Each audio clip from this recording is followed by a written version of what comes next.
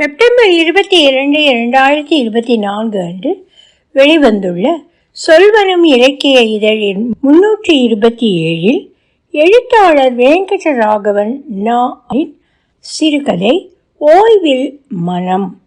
ஒலிவடிவம் சரஸ்வதி தியாகராஜன், பாஸ்டன். அன்று பூக்களை பெண் நான் கேட்காமலே சாமந்தி மாலையை என் கையில் கோர்த்தாள். நீட்டிய நோட்டை வாங்கி கொண்டு பாக்கிய வர்றப்ப தரட்டுமாப்பா என்றாள். தலையசைவில் ஒரு சரியையும் செருப்பை கடைக்கு கீழேயும் உதிர்த்துவிட்டு கோவிலுக்குள் நுழையும் போது 40 வயது பெண் அப்பா என்று விழிப்பதில் உள்ள நெருடலை ஓரம் கட்ட முயற்சித்தேன். அன்று மட்டுமில்லை, என்றுமே எல்லாமே வழக்கம்தான். வழக்கமாக வரும் கோவில், செருப்பு விட வழக்கமான கடை, வழக்கமான பூமாலை, வழக்கமான அப்பா என்ற சொல்லின் நெருடல். பணியிலிருந்து ஓய்வு பெறும் முன்னர் இது எதுவுமே வழக்கம் இல்லை. சில மாதங்களுக்கு முன்பு வரை எப்பவுமே அருகில் இருந்த இந்த கோவிலுக்கு எப்போதோ மனைவியுடன் தவிர்க்க இயலாமல் வருவதுதான். பூக்காரி அப்பா என்று கூப்பிட்டதில்லை, அல்லது கூப்பிட்டதை கவனித்ததில்லையோ என்றும் யோசிக்க வேண்டி இருக்கிறது. எதையும் நிதானமாக யோசிக்கவோ பொருட்படுத்தவோ அவசியமில்லாமல் இருந்தோமோ? வழக்கமான கோவில் என்று சொல்ல முடியாது. சென்ற நூற்றாண்டுகளில் மக்களிடையே வாழ்ந்து மறைந்த ஒரு துறவிதான் இங்கு தெய்வம். அர்ச்சனை, அபிஷேகம், கற்பூர தீபம் எல்லாம் உண்டு என்றாலும் மற்றவையெல்லாம் வித்தியாசம். சிலையின் அருகில் சென்று அவரை தொட்டு வணங்கலாம். அதற்கான வரிசை ஒழுங்குமுறையாக இருக்கும். மிகவும் கூட்டம் நிரம்பி வழியும் வியாழக்கிழமைகளிலும் அதே ஒழுங்குமுறை வரிசை கிரமம். சிறப்பு தரிசன கட்டணம் எல்லாம் கிடையாது. முந்தி செல்பவர்களை, அவசர கதியில் கோவிலுக்கு வருபவர்களை அதிகம் பார்க்க முடியாது. அப்படி யாராவது முந்தினால் மற்றவர்கள் வழிவிட்டு விடுவதை காண முடியும். பக்தர்கள் யாரும் துதி செய்வதோ தோத்திரங்கள் செய்வதோ பார்க்க முடியாது. ஏதாவது கோவிலுக்கு செல்ல நேர்ந்தால் அங்கு தெய்வத்தின் முன் நின்று லயிக்கலாமோ என்று தோன்றும் முன் பக்கத்தில் ஒருவர் உறக்க தோத்திரம் சொல்லும்போது அந்த உணர்வு கலைந்து போகும். அந்த வன்முறை இங்கு நிகழ்வதில்லை. கைபேசியை எடுத்தால் கோவில் சிப்பந்தி எங்கிருந்தோ சட்டென்று தோன்றி அதை உள்ளிருத்த பணிப்பார். குறிப்பிட்ட நேரத்துக்கு ஆராதனை நடக்கும்போது மட்டும் எல்லாரும் ஒன்றாக அமர்ந்து பாட்டு பாடுவார்கள். அந்த பாடல் தமிழிலோ சமஸ்கிருதத்திலோ இல்லாவிட்டாலும் பலருக்கும் தெரிந்திருக்கும்.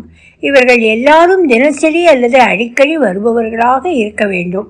என் போன்ற பாடல் தெரியாதவர்களில் பலர் கைதட்டி தாளம் போட்டு இதில் ஐக்கியமாவார்கள். அன்று ஆராதனை நேரம் அமர்ந்தோம். எனக்கு பக்கத்தில் 2 குழந்தைகள் தங்களுக்குள் விளையாடி கொண்டிருந்தார்கள். தன் போக்கில் இருக்கும் குழந்தைகளை பார்ப்பது ஒரு பெரிய ஆனந்தம். அக்குழந்தைகளின் இளம் பெற்றோர் பாடலில் ஒன்றியிருந்தனர்.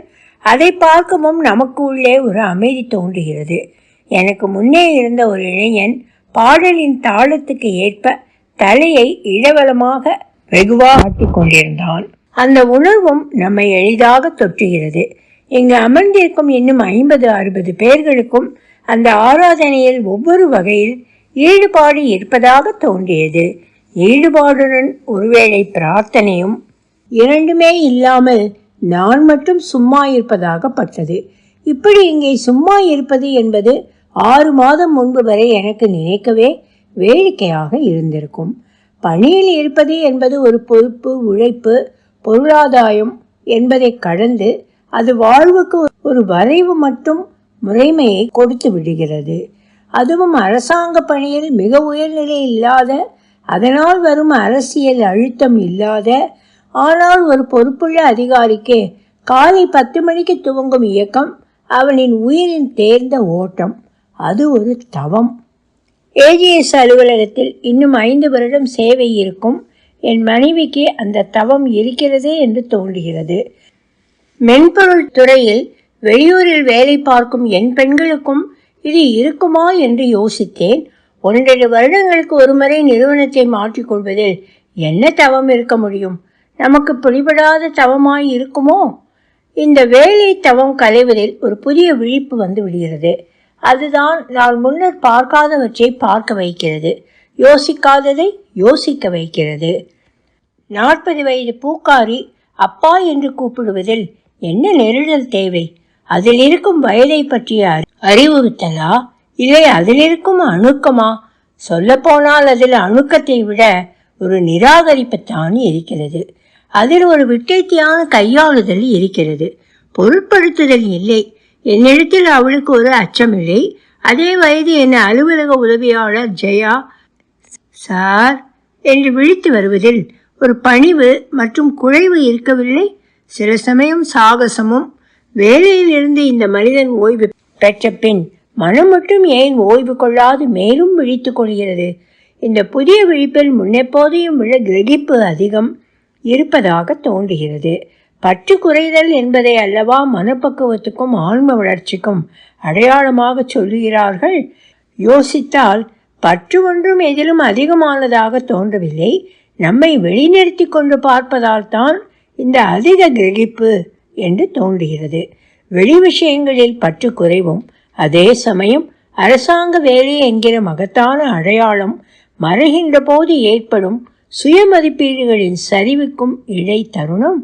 பூக்காரியும் பேருந்து நடத்துனரையும் அடுக்குமாடி காவலாளியையும் பாத்திரங்களாகவோ அவற்றின் கடமைகளாகவோ நோக்காமல் மனிதர்களாக பார்ப்பது ஒரு மேம்பட்ட விழிப்புதான். இப்போது வரிசையில் பிரசாதம் வாங்க நின்றிருந்தோம். இந்த கோவிலில் எந்த நேரம் போனாலும் உணவு உண்டு. சீக்கிய குருத்வாராக்களில் இப்படி என்று டில்லியில் இருக்கும் பள்ளி நண்பன் சொல்ல கேட்டிருக்கிறேன். இங்கே எப்போதுமே ஒரு அன்னமாவது தருவார்கள். உச்சி வேளைக்கோ 3 அன்னங்கள், சர்க்கரை பொங்கல், சாம்பார் சாதம் மற்றும் தயிர் சாதம் காகித தட்டில் வைத்து தருவார்கள். முதல் 2 சுட சுட இருக்கும். நெய் மணக்கும் சரியான பதத்தில் பொங்கல். எனக்கு வீட்டில் பொங்கல் தோசை எல்லாம் எப்போதாவது விசேஷமாகத்தான். மற்றபடி சீரியல் என்கிற மேற்கத்திய வியாபார உத்தியை ஆரோக்கியத்தின் ஆதாரம் என்று தீர்மானித்த என் மனைவி அருளும் வெள்ளைக்காரனின் தவிழும் புண்ணாக்கும் தான். கவர்ச்சியான உரைக்குள் அதன் உள்ளிருக்கும் பொருளை பற்றிய உன்னத வார்த்தைகள் மீது நம்பிக்கை வைத்து இன்னும் சில காணொளிகள் உபயத்தில் ஆவின் பால் சேர்க்காமல் இன்னொரு கவர்ச்சி டப்பாவில் வரும் ஓட்ஸ் அல்லது சோயா பாலை ஊற்றி என்னை பலவித வியாதிகளிலிருந்தும் காப்பாற்றிவிட்ட திருப்தியுடன் அலுவலகம் சென்றுவிட்ட பின்னர் தான் நான் இங்கே வந்தது. உடுப்பி உணவகமும் நம் ஆசையை தீர்த்து கொள்ள பக்கத்தில் இருக்கிறது. ஆனால் இந்த கோவிலில் அருமையான பொங்கல் மட்டுமல்லாமல் இன்னொரு வசதியும் இருக்கிறது. தொன்னை முழுதும் வாங்காமல் கொஞ்சமாக கையளவில் பாதி போல வாங்கி சாப்பிடலாம். உணவகத்தில் முழுதும் சாப்பிட்டால் வரும் குற்ற உணர்வோ அல்லது மீதி வைத்தால் வரும் இன்னொரு குற்ற உணர்வோ இல்லாமல் சற்று ருசிக்கு மட்டும் சாப்பிடுவது இங்கு சௌகரியம். இப்போதெல்லாம் வயிற்றுக்காக அல்ல, புலனுக்காகத்தான் பொங்கல் தேவைப்படுகிறது. ருசி. அன்று பிரசாதம் தீர்ந்து அடுத்த அண்டா வரும் சில நிமிட இடைவெளி. இப்போது மதிய வேளை சாப்பாடு ஆரம்பிக்கும் நேரமோ என்று ஆங்கிலத்தில் ஒரு குரல் கேட்க, அப்போதுதான் பக்கத்தில் ஒருவர் வந்து நின்றிருந்ததை கவனித்தேன். ஜீன்ஸ் கால் சராயும் ஒரு முழுக்கை சட்டை முழங்கை வரை மடித்து சராசரி உயரத்தை விட கொஞ்சம் நெடிய சராசரி உடல்வாகு, திருத்தமான தாடியுடன் கூடிய ஒரு 35 வயது மதிக்கக்கூடிய நபர். கவனத்தை கவர்ந்த இன்னொரு அம்சம் அந்த ஆளின் 2 தோள்களிலும் மாற்றப்பட்டு பின்னால் முதுகையை அணைத்து அமர்ந்திருந்த பை. வழக்கமாக எல்லா இளைஞர்களும் உபயோகிக்கும் பைதான் என்றாலும் முழுமையாக பொருட்களால் நிரப்பப்பட்டு இதற்கு மேல் திணித்தால் கிழிந்து விடுவேன் என்று முனகும் நிலையில் இருந்த பை ஏதோ வெளியூரிலிருந்து இறங்கி நேராக இங்கு வந்தது போல இருந்தது. ஆனால் முகத்தில் அதற்கேற்ற களைப்பு இல்லை. இல்லை என்றேன் அவனிடம். அதற்கு 11 மணி ஆகும். இப்போது பொங்கல் தான் வரும். இங்கு பொங்கல் நன்றாக இருக்கும் என்றேன் கூடவே ஆங்கிலத்தில். அதற்கு அவன் உத்தரவாதமாக, இங்கு எல்லாமே அருமையாகத்தான் இருக்கிறது. சாம்பார் சாதம், இனிப்பு பொங்கல், தயிர் சாதம், ரவா கேசரி எல்லாமே தெளிவாக உரைத்தான்.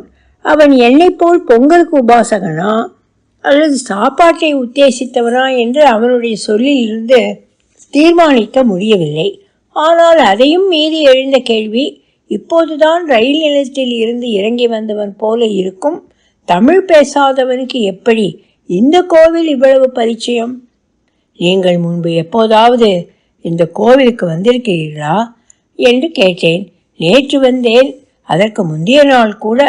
ஓ, நீங்கள் வெளியூர் என்றல்லவா நினைத்தேன். ஆம், நான் வெளியூர்தான் என்றான். சற்றே இடைவெளி விட்டு, கர்னூல், அங்கிருந்து வருகிறேன். இதற்குள் அண்டா வந்து விட்டது. பிரசாதம் விநியோகிப்பவர் இவனிடம் ஒரு தொன்னையை நிரப்பித்தர இன்னொரு தொன்னையும் கேட்டான். அதையும் வாங்கி முதலில் வாங்கியதை என் கையில் கொடுத்தான்.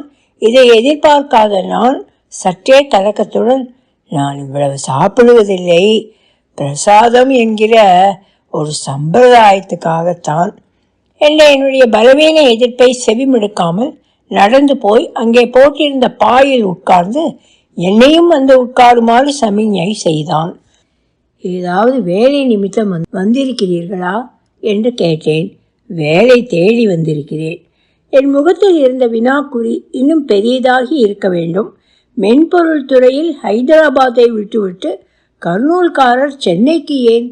நான் ஒரு ஆசிரியன், இளநிலை கல்லூரி மாணவர்களுக்கு பாடம் எடுப்பவன். நீங்கள் விரிவுரையாளரா? என்ன பாடம்? இல்லை, ஆசிரியர். 11, 12 மாணாக்கர்களுக்கு பாடம் எடுப்பவன், கணிதம். எனக்கு இப்போது விளங்கியது. சில மாநிலங்களில் 11, 12 இளநிலை கல்லூரி என்று சொல்லுவார்கள். சென்னையில் தெரிந்தவர்கள் இருக்கிறார்களா? இல்லை, ஒருவரும் இல்லை. இவ்வளவு நாள் என் ஊர் பக்கம் இருந்து விட்டேன். சென்னை போன்ற பெரிய ஊரில் இன்னும் வாய்ப்புகள் அதிகம். சென்னை கல்வித்துறையில் தலையாயதாக விளங்குகிறது மற்றும் எல்லாரையும் அரவணைக்கும் பண்புடையது சென்னை. நம் ஊரை அயலார் பாராட்டினால் வரும் மகிழ்ச்சி ஒரு தனிப்பட்ட வகை. உற்சாகமாக நான் சொன்னேன். இங்கு மற்றெங்கிலும் பார்க்க இயலாத ஒரு சமத்துவம் உண்டு. ஆடவர் பெண்டீர், படித்தவன் படிக்காதவன் என்ற எந்த விதமான பாகுபாட்டையுமே பெரிதுபடுத்துவதில்லை. புதியவர்கள் அந்நியர்களாக உணர்வதற்கான ஒரு பெரிய காரணத்தை இந்த நகரம் தவிர்த்திருக்கிறது. ஒரு நல்ல கருத்தை சொன்ன உவகை எனக்கு. அவனிடம் ஆமோதிப்பு தெரிகிறதா என்ற எதிர்பார்ப்புடன் நோக்கினேன். அவன் புன்னகையோடு இருந்தான். சென்னையில் வேறு எங்கு போனீர்கள்? கடற்கரைக்கு போனேன். எவ்வளவு பெரியது என்றான். இப்போதெல்லாம் நிறைய கூட்டம். ஒரு காலத்தில் அழகாகவும் இருந்தது என்றேன். அவன் கடற்கரையின் கூட்டத்தையும் அதனால் விளையும் குப்பைகளையும் நிந்திப்பானோ என்று முந்திக் கொண்டேன். அவன் சொன்னான், அந்த கூட்டத்தில் ஒரு துடிப்பு இருக்கிறது. இளைஞர்களின் காதலுக்கும் சிறுவர்களின் விளையாட்டுக்கும் தனிமையில் வந்தவனின் ஏகாந்தத்திற்கும் சிறு வியாபாரிகளின் தினசரிக்கும் எல்லாவற்றுக்கும் இடம் இருக்கிறது. இது எதையும் பொருட்படுத்தாது தன் பாட்டுக்கு இருக்கின்ற கடலும் அதன் அலையும். நான் தினமும் போகிறேன். நான் சற்றே மௌனமாகி அவனை பார்த்து கொண்டு இருந்தேன். அந்த கடலின் ஆழமும் அதன் அமைதியும் அதே சமயம் அதன் விளிம்புகளில் உள்ள அலைகளின் அழகும் எல்லாமே இவனின் மனப்பான்மைக்கு பொருந்தும் என்று சிலாகித்தேன். கடல் எப்போதும் தன் வேலையில் இருக்கிறது, அதே சமயம் ஓய்விலும் இருக்கிறது. உங்களுக்கு இப்போது நிறைய வேலை இருக்கும் என்று சொன்னேன். இவனுக்கு வேலை கிடைக்க இவன் நேரத்தை நம்மிடம் செலவழித்தால் தகுமா என்ற எண்ணத்துடன். எனக்கும் வீடு செல்ல அவசியம் இருந்தது.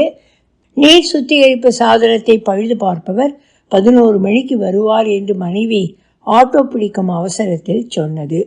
நான் எழ ஆயத்தமாவதை உணர்ந்து கொண்ட அவன், நீங்கள் சென்று வாருங்கள், நான் இன்னும் சிறிது நேரம் இங்கு இருப்பேன் என்றான். உங்களுக்கு விரைவில் பிடித்தமான வேலை கிடைக்க என் வாழ்த்துக்கள் என்று சொல்லி கிளம்பினேன். மனதுக்கு இதமாக இருந்தது. எவ்வளவு தெளிவாக அமைதியுடன் பேசுகிறான், புன்னகையோடு இருக்கிறான். இவன் வேலை தேடிக்கொண்டு இருந்தாலும் இவனின் மனம் ஒரு ஓய்வில் அல்லவா இருக்கிறது. இந்த துறவி தெய்வம் இப்படிப்பட்ட மனிதர்களின் மூலம் நமக்கு ஒரு நெகிழ்ச்சியை கொடுக்கிறார் போலும். இவனுடைய குடும்பம் பற்றி ஏதாவது கேட்டிருக்கலாமோ என்று தோன்றியது. பழுது பார்ப்பவன் வரும் வேலை இல்லை என்றால் இன்னும் கொஞ்ச நேரம் பேசி இருக்கலாம். இல்லை, இவ்வளவு பேசியதே போதும். ஒரு நிறைவு இருக்கும்போது மேலும் ஏன் பேச வேண்டும்? பூக்கடையில் செருப்பை மாட்டும் போது ஏன் அவன் கோவிலில் மேலும் சிறிது நேரம் இருப்பதாக சொன்னான் என்று யோசித்தேன். ஒருவேளை அவன் விண்ணப்பித்திருக்கும் இடங்களுக்கு தொலைபேசி செய்து விசாரிக்கவோ அல்லது மின்னஞ்சலில் ஏதாவது செய்தி வந்திருக்கிறதா என்று பார்ப்பதற்காகவும் இருக்கலாம். அவனுடைய கைபேசி எண்ணை வாங்கியிருக்கலாமே. அவன் பெயர் கூட கேட்கவில்லை. இன்று கரண்டியில் பாதி போதும். கோவிலில் கொஞ்சம் பொங்கல் வாங்கி கொண்டு திரும்பி நடக்கையில் அவன் இருந்தான் அதே புடைத்த பை பக்கத்தில். நேராக சென்று அவன் அருகாமையில் அமர்ந்தேன். எப்படி இருக்கிறீர்கள் என்று கேட்டேன். இவனை சந்தித்து 2 வாரங்கள் இருக்குமா? இடையில் ஒரு நாள் தான் கோவிலுக்கு வந்தேன். அதற்கப்புறம் இன்று. ஊருக்கு போய்விட்டு வந்திருப்பானோ, அல்லது இங்கேயே சென்னையிலே தான் இருந்து கொண்டிருக்கிறானோ? வேலை கிடைத்திருக்குமோ? அவன் ஒருவாய் சாப்பிட்டு விட்டு மதுரைக்கு போய்விட்டு வந்தேன் என்றான். வேலை கிடைத்ததா என்று கேட்டேன். கொஞ்சம் இடைவெளி விட்டு சொன்னான். அப்புறம் சில ஊர்கள், கடைசியாக ஈரோடு 10 நாள். ஓ, இந்த ஊர்களிலெல்லாம் வேலை தேடுகிறீர்களா? இல்லை, கோவில்கள் என்றான். ஈரோட்டில் என்ன பழம்பெருமை வாய்ந்த கோவில் என்று யோசித்தேன்.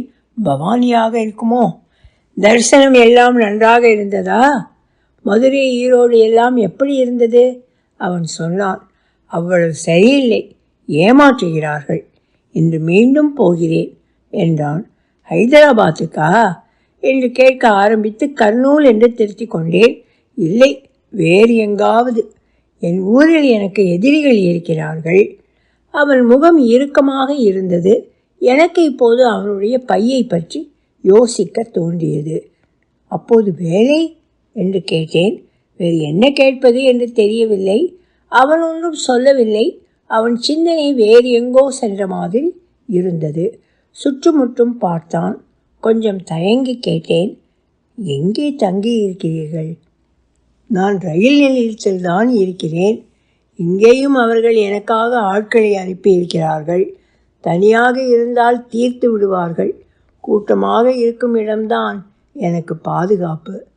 உங்கள் குடும்பத்தினர் உங்களுக்கு உதவ மாட்டார்களா? அவர்கள் உங்களை பற்றி கவலைப்பட்டு கொண்டு இருக்க மாட்டார்களா? நீங்கள் தனியாக இப்படி? என்னுள்ளே பல பல கேள்விகள் தொடர்ந்து உதித்த வண்ணம் இருந்தன. என் உறவினன் ஒருவன் தான் என்னுடைய முக்கிய விரோதி. உங்களுக்கு மனமாகிவிட்டதா என்று இழுத்தேன். ஒரு மகன் இருக்கிறான். என் மனைவியும் அவர்களுடன் கூட்டு என்றான். எனக்கு ஏதோ உரைத்த மாதிரி இருந்தது. நான் இப்போது கைபேசியை கூட தூர எறிந்து விட்டேன். இல்லையென்றால் அதை வைத்து நான் எங்கே இருக்கிறேன் என்று கண்டுபிடித்து விடுவார்கள். துரத்துகிறார்கள். நான் மலைத்து அமர்ந்திருந்தேன். கொஞ்சம் நன்றாகவே புரிந்த மாதிரி இருந்தது. அவன் மீண்டும் சுற்றுமுற்றும் பார்க்க தொடங்கினான். நான் என்ன செய்ய வேண்டும் என்று தெரியாமல் சும்மாவே உட்கார்ந்திருந்தேன். கொஞ்சம் படபடப்பு உணர்ந்தேன். எல்லாம் ஏமாற்றுகிறார்கள், கடூரமாக இருக்கிறார்கள். இன்று பொங்கல் தந்தவன் கூட இன்னொரு தடவை கேட்டபோது வேண்டா வெறுப்பாக கொடுக்கிறான். இப்போது அவன் தெலுங்கில் ஏதோ முணுமுணுக்கவோ பேசுவதுக்கோ மாறிவிட்டான். அவன் வேறு பக்கம் திரும்பி பையை கொஞ்சம் திறந்து உள்ளே ஆராயத் தொடங்கினான். நான் சட்டென்று எழுந்து நகர்ந்தேன். கொஞ்சம் எட்டச் சென்று அங்கே இருந்த குழாயில் கை கழுவும் போது அவனை திரும்பி பார்த்தேன். அவன் கை இன்னும் உள்ளே துழாவி கொண்டிருந்தது. அவன் முகம் அவன் என்ன தேடுகிறான் என்பதற்கான குறி இருக்கிற மாதிரி தெரியவில்லை. தொலைத்து விட்டான், அவ்வளவுதான். வெளியே வருகையில் துறவியின் சன்னதிக்கு நேர் எதிரில் சற்று நிற்க தோன்றியது. செருப்பு விட்ட கடையில் பூக்காரி, என்னப்பா இவ்வளவு நேரம் இன்னைக்கு? கூட்டம் கூட இல்லையே என்று கேட்டாள்.